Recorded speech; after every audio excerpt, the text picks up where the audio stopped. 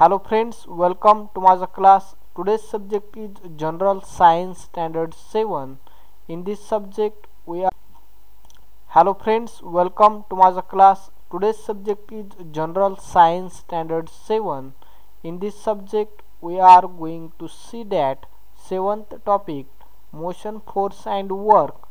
सातवा चॅप्टर गती, बल व कार्य हा पाहणार आहोत. तर अतिशय महत्त्वाचा असा टॉपिक आहे. तर मित्रांनो व्हिडिओ पूर्ण पहा, लाईक करा आणि शेअर करा आपल्या मित्रासोबत आणि सबस्क्राईब करा आपला चॅनल माझा क्लास. तर पहा मित्रांनो सुरुवातीला पाहणार आहोत यामध्ये मोशन. What is motion? तर पहा मित्रांनो motion is the phenomenon in which an object changes its position over time. तर मोशन काय आहे? जेव्हा आपण एखादे ऑब्जेक्ट मोशन मध्ये आहे केव्हा म्हणतो?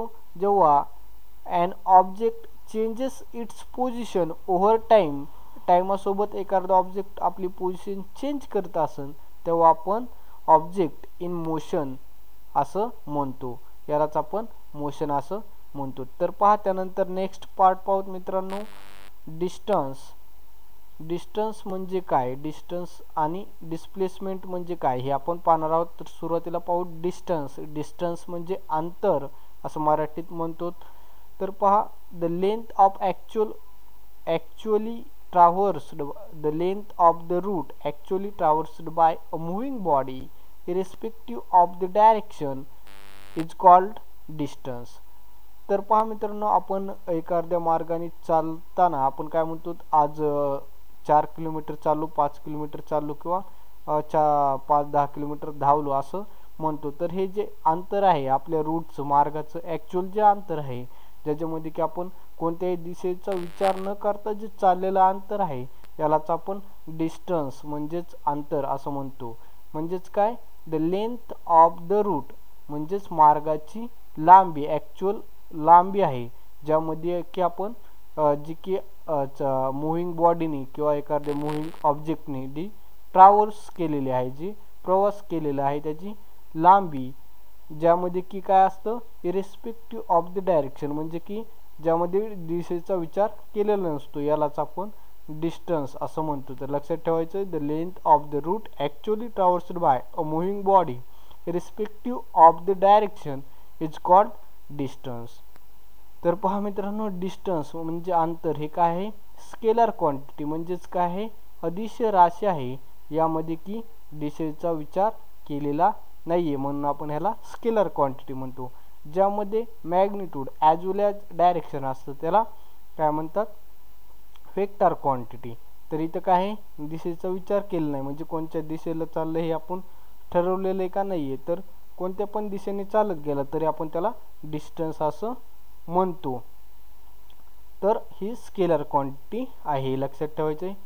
त्यानंतर डिस्प्लेसमेंट म्हणजे काय? तर पहा the minimum distance traversed by a moving body in one direction from the original point to reach the final point is called the displacement. कशाला म्हणायचं डिस्प्लेसमेंट? म्हणजे काय? विस्थापन. तर पहा कमीत कमी अंतर एखाद्या बॉडीने जे ट्रॅव्हल्स केलेलं आहे म्हणजे जे की पहिल्या पॉईंट पासून तर शेवटच्या पॉईंट पर्यंत जेवढं पण अंतर ट्रॅव्हल्स केलेलं त्या बॉडीने त्यातलं सुद्धा कमीत कमी अंतर ज्यामध्ये की फक्त एकाच दिशेचा विचार केला गेलेला आहे अशा अंतरालाच आपण डिस्प्लेसमेंट म्हणजे विस्थापन असं म्हणतो. तर एक्झाम्पलने पाहू. समजा ए हा पॉईंट आहे. या ए पॉईंट पासून एखादी वस्तूने काय केलेलं आहे मित्रांनो? एक मूव्ह करायला चालू केलेलं म्हणजे त्याने प्रवास करायला चालू केलं. ए पॉईंट पासून बी पर्यंत गेला एखादा व्यक्ती. तर आणि बी पासून सी पर्यंत गेला. तर या टोटल अंतरला आपण काय म्हणतो? ए ते बी किती आहे? 4 किलोमीटर आणि बी ते सी किती आहे? 3 किलोमीटर. 4 अधिक 3 किलोमीटर किती झालं? 7 किलोमीटर. 7 किलोमीटर हे काय झालं मित्रांनो? डिस्टन्स झालं. लक्षात ठेवायचे यामध्ये काय दिशा बदलली. ए ते बी एक दिशेने गेलंय तसं दुसऱ्या दिशेला बी ते सी या दुसऱ्या दिशेला वळून गेलेला आहे. तर इथं दिशा चेंज केली म्हणून ह्या पूर्ण अंतराला आपण डिस्टन्स 7 किलोमीटर हे काय झालं? डिस्टन्स. पण आता आपल्याला डिस्प्लेसमेंट पाहायचं. ह्याने डिस्टन्स सर 7 किलोमीटर केलंय पण आता डिस्प्लेसमेंट ह्याने किती केलं, विस्थापन किती झालं या बॉडीचं एखाद्या वस्तूचं, तर ते आपल्याला काढण्यासाठी त्यातलं कमीत कमी अंतर कोणत्या दिशेने मिळेल हे पाहावं लागतं. तर ते जे कमीत कमी अंतर मिळतं म्हणजे ए ते सी या मार्गाचा अवलंब केला तर हे 5 किलोमीटर मिळेल आपल्याला ह्या एकाच दिशेने. तर हे कमीत कमी अंतर जे की एकाच दिशेने ट्रॅव्हल्स केलेलं आहे त्याच्या पूर्ण प्रवासाचं, यालाच आपण डिस्प्लेसमेंट असं म्हणतो. हे लक्षात ठेवायचं आहे. आणि डिस्प्लेसमेंट ही काय आहे, वेक्टर क्वांटिटी आहे, हे सुद्धा लक्षात ठेवायचं आहे. तर पुढे पाहूत मित्रांनो. यानंतर आता डिस्टन्स आणि डिस्प्लेसमेंट, आता हे तर पाहिलंच आहे आपण, पण पहा in displacement both the distance and direction are in account. यामध्ये आपण कशाचा विचार करतो मित्रांनो, डिस्टन्सचा, म्हणजेच डिस्टन्स म्हणजे अंतर कव्हर केलेलं, आणि तसंच डायरेक्शनचा सुद्धा विचार करतो. पण डिस्टन्समध्ये आपण डायरेक्शनचा विचार करत नव्हतो, तिथं फक्त ॲक्च्युअल लेंथ ऑफ रूट एवढंच आपण पाहत होतो. तर लक्षात ठेवायचं डिस्प्लेसमेंटमध्ये काय असतं, डिस्टन्स आणि डायरेक्शन हे मोजलं जातं. Therefore displacement is a vector quantity. जिथं डायरेक्शन आणि मॅग्निट्यूडचा विचार केला जातो तिथं वेक्टर क्वांटिटी असं म्हणतो. ही वेक्टर क्वांटिटी आहे, म्हणजेच काय मित्रांनो, ही सदिश राशी आहे. तर SI unit of distance and displacement, डिस्टन्सचं आणि डिस्प्लेसमेंटचं SI युनिट पाहणार आहोत. तर पहा मित्रांनो, एखादी लांबी कशात मोजतो, लेंथ आपण मोजतो ते मीटरमध्ये, आणि यामध्ये दोन्हीमध्ये सुद्धा काय डिस्टन्स म्हणजे लेंथचा आपण विचार करतो. म्हणून काय होतं मित्रांनो, पहा the unit of measurement of the distance and displacement is metre. लक्षात ठेवायचे, मीटर हे काय आहे, डिस्टन्स आणि डिस्प्लेसमेंटचं युनिट आहे. SI unit as well as MKS system मधले युनिट सुद्धा काय आहे, मीटरच आहे. MKS सिस्टीम आणि SI सिस्टीम हे काय आहे, तर हे तुम्हाला 6व्या चॅप्टरमध्ये झालेलं आहे. MKS सिस्टीम, SI युनिट हे लास्ट टॉपिकमध्ये ते आपण पाहिलेलं आहे. तर पहा मित्रांनो, आता इथं काय पाहू, आता स्पीड, यानंतर स्पीड, आता डिस्टन्स झालं, डिस्प्लेसमेंट झालं मोशनच्या संबंधितलं. पण आता स्पीड म्हणजे काय असतं, स्पीड म्हणजे काय, आपण त्याला चाल असं म्हणतो. तर पहा स्पीड म्हणजे काय, distance travelled by an object in unit time. तर पहा एखादं अंतर जेव्हा एखाद्या ऑब्जेक्टने ट्रॅव्हल केलेलं असतं एखाद्या युनिट टाइममध्ये, यालाच आपण स्पीड असं म्हणतो. तर त्याचा फॉर्म्युला लक्षात ठेवायचा आहे. स्पीड बरोबर काय असतं, distance travelled upon unit time. Distance जे कव्हर केलेलं आहे युनिट टाइममध्ये, यालाच आपण स्पीड असं म्हणतो. Distance travelled per unit time is called speed. लक्षात ठेवा. तर आता ही स्पीडचा फॉर्म्युला आहे, distance travels upon total time हा फॉर्म्युला आहे. स्पीड म्हणजे चाल. त्यानंतर व्हेलॉसिटी म्हणजे वेग काय असतं, velocity is the distance travelled by a body in specific direction in unit time. तर पहा मित्रांनो, आता स्पीडमध्ये डायरेक्शनचा विचार केलेला नसतो. जेवढं पण डिस्टन्स कव्हर केलेलं असतंय त्याला आपण काय म्हणतो, स्पीड म्हणतो. त्याची स्पीड युनिट टाइममध्ये किती डिस्टन्स पार केलं याला आपण स्पीड म्हणतो. पण इथं मात्र त्या बॉडीने कव्हर केलेलं डिस्टन्स जे एक पर्टिक्युलर डायरेक्शन मध्ये जेव्हा एखादी बॉडी डिस्टन्स ट्रॅव्हल करते त्यालाच आपण व्हेलॉसिटी असं म्हणतो.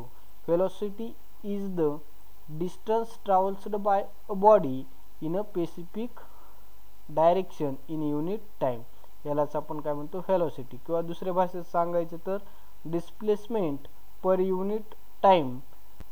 डिस्प्लेसमेंट पर युनिट टाइम यालाच काय म्हणतो, व्हेलॉसिटी असं म्हणतो. The velocity of a body can be calculated by the following formula. आता त्याचा फॉर्म्युला काय आहे व्हेलॉसिटीचा, displacement upon time, displacement upon unit time, हे काय आहे व्हेलॉसिटीचा फॉर्म्युला आहे. त्यानंतर नेक्स्ट पाहूत मित्रांनो, इंस्टंटेनियस व्हेलॉसिटी म्हणजे पहा म्हणजे तात्काळ जे असते वेग त्याला आपण तर पहा मित्रांनो इंस्टंटेनियस व्हेलॉसिटी म्हणजे काय तर the velocity at a particular moment of time is called instantaneous velocity. एखाद्या पर्टिक्युलर मोमेंटला किंवा पर्टिक्युलर वेळेला जी व्हेलॉसिटी असते एखाद्या बॉडीची यालाच आपण इंस्टंटेनियस व्हेलॉसिटी असं म्हणतो. The instantaneous velocity can be different at different times. लक्षात ठेवायचे वेगवेगळ्या टायमाला इंस्टंटेनियस व्हेलॉसिटी काय असते वेगळी असू शकते. एक्झाम्पल ही एक ट्रक आहे जी की ए ते बी हे अंतर आहे हे 10 किलोमीटर आहे. हे किती काय करते मित्रांनो 10 मिनिटामध्ये 10 किलोमीटर अंतर ट्रॅव्हल करते. तसंच आता बी ते सी हे अंतर काय करते मित्रांनो 20 मिनिटात कव्हर करते. तसंच सी ते डी हे अंतर आहे हे 30 मिनिटात कव्हर करते. म्हणजेच एकूण 60 मिनिटात किती 40 किलोमीटर अंतर ट्रॅव्हल करते. तर आपण ह्याची ॲव्हरेज स्पीड किती म्हणू शकतो मित्रांनो एका तासाला 40 किलोमीटर पर हावर आहे का नाही पर हावर याला आपण स्पीड म्हणतो. पण इंस्टंटेनियस एका पर्टिक्युलर त्याच्या पॉईंटला जर पाहिली आपण इथे ए ते बी पर्यंतची हे जे आहे त्याची व्हेलॉसिटी आहे ही जर पाहिली तर किती आहे 10 किलोमीटर आहे. तर यालाच आपण काय म्हणतो मित्रांनो इंस्टंटेनियस व्हेलॉसिटी. आणि ॲव्हरेज व्हेलॉसिटी म्हणजे पूर्ण डिस्टन्स किती वेळामध्ये सरासरी कव्हर केले याला आपण ॲव्हरेज व्हेलॉसिटी असं म्हणतो. त्यानंतर पुढं पाहू आता युनिट्स. लक्षात घ्यायचे काही युनिट्स पाहणार आहोत. आता स्पीड म्हणजे काय हे आपण पाहिलेलं आहे. स्पीड म्हणजे काय असतं distance travelled per unit time. Distance travelled per unit time याला आपण काय म्हणतो स्पीड म्हणतो. एखाद्या बॉडीने डिस्टन्स ट्रॅव्हल केलेलं आहे एखाद्या टाइममध्ये यालाच आपण स्पीड म्हणतो. त्याचा फॉर्म्युला काय आहे मीटर. आता डिस्टन्स काय मध्ये मोजतात मीटरमध्ये हे लक्षात ठेवायचे. डिस्टन्स काय मध्ये मोजतात मीटरमध्ये आणि टाइम सेकंडमध्ये. तर आपण ह्याचं फॉर्म्युला काय पाहणार आहोत. फॉर्म्युला होईल ह्याचा मीटर पर सेकंड. हे त्याचं युनिट झालं. मीटर पर सेकंड हे स्पीडचं युनिट झालं लक्षात ठेवायचे. त्यानंतर आता व्हेलॉसिटी काय असते मित्रांनो डिस्प्लेसमेंट पर युनिट टाइम. आता इथं स्पीडला काय असतंय distance travelled per unit time. पण आता व्हेलॉसिटीमध्ये डिस्प्लेसमेंट असतंय. डिस्प्लेसमेंट म्हणजे काय असतं हे आपण वर पाहिलेलं आहे. तर डिस्प्लेसमेंट पर युनिट टाइम यालाच आपण व्हेलॉसिटी म्हणतो. त्याचा युनिट होईल त्याचं युनिट सुद्धा मीटर पर सेकंडच होईल. सेम आहे फक्त फरक काय इथं डिस्प्लेसमेंट आहे आणि इथं डिस्टन्स आहे स्पीडमध्ये. त्यानंतर अक्सेलरेशन. आता अक्सेलरेशन म्हणजे काय हे आपण व्यवस्थित पाहूत. अक्सेलरेशन म्हणजे काय मित्रांनो तर त्वरण म्हणजे काय जेव्हा change in velocity per unit time. जेव्हा व्हेलॉसिटी पर युनिट टाइममध्ये एखाद्या वेळेमध्ये जेव्हा व्हेलॉसिटीमध्ये चेंज होतो याला आपण अक्सेलरेशन असं म्हणतो. याचा फॉर्म्युला काय आहे मित्रांनो तर लक्षात ठेवायचा आहे मीटर पर सेकंड स्क्वेअर. हा युनिट कशाचं आहे मीटर पर सेकंड स्क्वेअर अक्सेलरेशनचा आहे. त्यानंतर आता फोर्स म्हणजे काय तर फोर्स म्हणजे काय असतं मित्रांनो मास इंटू अक्सेलरेशन. मास गुणिले त्वरण याच्या गुणाकाराला आपण फोर्स असं म्हणतो. तर त्याचा फॉर्म्युला काय होईल मास कशात मोजतात द्रव्यमान. तर मास हे कशामध्ये मोजतात किलोग्राममध्ये. तर किलोग्राम आणि ॲक्सेलरेशनचा फॉर्म्युला आत्ताच पाहिला आपण युनिट काय असतं मीटर पर सेकंड. तर यांचा गुणाकार करायचा किलोग्राम गुणिले मीटर पर सेकंड स्क्वेअर यालाच आपण न्यूटन असं म्हणतो. हे लक्षात ठेवायचं मित्रांनो. आपल्याला न्यूटन तर माहिती असते फोर्सचं एकक न्यूटन आहे. पण न्यूटन म्हणजेच काय असतं kilogram into metre divided by second square is called newton. हे लक्षात ठेवा. त्यानंतर आता युनिट्स आपण पाहिलेले आहेत. लेंथचं युनिट काय असतं मीटर असतं. तसंच मासचं युनिट काय असतं रे मित्रांनो, हे किलोग्राम असतं. तर यामध्ये तुम्हाला एक्स्ट्रा फॅक्ट पाहायचं असेल मास म्हणजे काय, जर amount of matter present in a subject is called mass. Mass is a scalar quantity. The gravitational force that acts on this mass is called weight. जेव्हा आपण ह्या मासवर, ज्या बॉडीच्या मासवर ग्रॅव्हिटेशनल फोर्स ॲक्ट करतो त्यालाच आपण वेट म्हणतो. तर लक्षात ठेवायचं आहे, weight is a vector quantity. Weight is a vector quantity आणि mass is a scalar quantity. हे सुद्धा एक्स्ट्रा फॅक्ट तुम्हाला सांगितलेत. आता टाईमचं युनिट काय असतं, तर टाईमचं युनिट सेकंद असते. लक्षात ठेवा, it is a different at different place on earth. आणि हे जे असतं वेट, हे काय असतं, वेगवेगळं असतं आपल्या अर्थवर, पृथ्वीवर वेगवेगळ्या ठिकाणी वेगवेगळं वेट भरतं, पण मास मात्र सेम असतं, हे लक्षात ठेवा. त्यानंतर आता फोर्स आणि असर्रेशन म्हणजे काय हे आपण व्यवस्थित पाहू. तर पहा, असर्रेशन त्वरण म्हणजे काय, change in velocity per unit time. जेव्हा व्हेलॉसिटीचा चेंज होतो टाइम अनुसार त्याला आपण असर्रेशन असं म्हणतो. आणि असर्रेशनचा फॉर्म्युला काय आहे, तर मीटर पर सेकंड स्क्वेअर हा आहे. तर पहा, आता न्यूटनचा पहिला नियम पाहायचा आहे आपल्याला. न्यूटनचा first law, Newton's first law of motion. If a no force is acting on body its velocity does not change. तर पहा मित्रांनो, एखाद्या बॉडीवर जर फोर्स आपण लावला नाही एखाद्या बॉडीला, तर काय होतं, ती चेंज होत नाही. म्हणजेच आपण एखाद्या टेबलवर बॉल ठेवलेला असेल, जोपर्यंत आपण त्याला पुश करत नाहीत, ढकलत नाहीत, तोपर्यंत तो बदलतो का, त्याची पोझिशन नाही चेंज होत. कारण का, जोपर्यंत आपण एखाद्या बॉडीला फोर्स लावत नाही तोपर्यंत ती काय होत नाही, त्याची पोझिशन चेंज करत नाही. किंवा एखादी फिरणारी वस्तू असेल किंवा एखादा मुव्हिंग आपण बॉल आपण पाहिला असेल, एखादा बॉल बॅटने मारला, तर जोपर्यंत आपण स्टॉप करत नाहीत तोपर्यंत तो काय होत नाही मित्रांनो, स्टॉप होत नाही. तर यालाच काय म्हणायचं, न्यूटनचा पहिला नियम. तो काय सांगतो, जर एखाद्या वस्तूवर बल कार्यरत केलं नसेल तर ती बॉडी काय होईल, ज्या स्थितीमध्ये आहे त्या स्थितीमध्ये राहील. दुसऱ्या शब्दात सांगायचं तर, if a body is stationary, जर बॉडी स्टेशनरी असेल तर ती तशीच राहील, स्टेशनरीच राहील. आणि जर एखाद्या बॉडीवर बल ॲक्ट नसेल आणि ती मोशनमध्ये असेल तर ती मोशनमध्येच राहील. याला आपण न्यूटनचा पहिला नियम असं म्हणतो. तर पहा, if it is in motion, जर एखादी बॉडी मोशनमध्ये असेल तर it will continue moving with the same velocity and in same direction. लक्षात ठेवायचं आहे, if force is not acting on body, तेव्हा काय होईल, if an body is stationary, जर एखादी बॉडी स्टेशनरी असेल तर इट विल रिमेन स्टेशनरी, स्टेशनरीच राहील. आणि if it is in motion, जर ती मोशनमध्ये असेल तर it will continue moving with the same velocity and in the same direction. हे झालं आपलं, काय झालं मित्रांनो, हे आता फोर्सचं कार्य काय असतं, बलाचं कार्य काय असतं हे पाहिलं आपण. हे यालाच आपण न्यूटनचा पहिला नियम असं म्हणतो.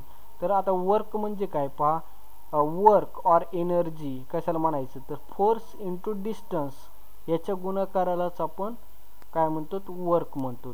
जेव्हा वर्क झालं कशाला म्हणतो, जेव्हा आपण एखाद्या वस्तूवर फोर्स अप्लाय करतो आणि त्यामुळे काय होतं, एखादी वस्तू डिस्टन्स ट्रॅव्हल्स करते, यालाच आपण वर्क असं म्हणतो, तेव्हा वर्क झाला असं म्हणतो. तर in SI system the unit of work is joule. तर युनिट ऑफ वर्क कशाला म्हणायचं, जूल. तर एक लक्षात घ्या, फोर्सचं युनिट काय आहे, न्यूटन. आणि डिस्टन्स म्हणजेच काय असतं, मीटर. लेंथ आपण काय मध्ये मोजतो, डिस्टन्स इंटू मीटर, यालाच काय म्हणायचं मित्रांनो, जूल म्हणायचे. हे सुद्धा एक लक्षात घ्या, न्यूटन इंटू मीटर यालाच आपण जूल असं म्हणतो. म्हणजेच फोर्स इंटू डिस्टन्स यालाच आपण वर्क असं म्हणतो. While the unit of force is newton and the unit of displacement is metre, हे लक्षात ठेवायचं आहे. In CGS system the unit of work is erg. आपण तर पहा मित्रांनो, in CGS system unit of work याला काय आहे, unit of work in CGS system is erg. Erg हे युनिट आहे CGS सिस्टीम मध्ये. त्यानंतर आता नेक्स्ट पाहू, फोर्स, डिस्प्लेसमेंट अँड वर्क जे आहे याचा आपण संबंध थोडक्यात पाहू. आकृतीवरून तुम्हाला समजेल. तर पहा मित्रांनो, हा एक वुडन ब्लॉक आहे जो की टेबलावर ठेवलेला आहे. Wooden block put on table, आणि त्याला काय केलेलं आहे, दिस इज हे काय वेट आहे जे की कशाला हँग केलेलं आहे, लटकलेलं आहे या वुडन ब्लॉकला, आणि ते पुली म्हणजे चाक लावलेलं आहे.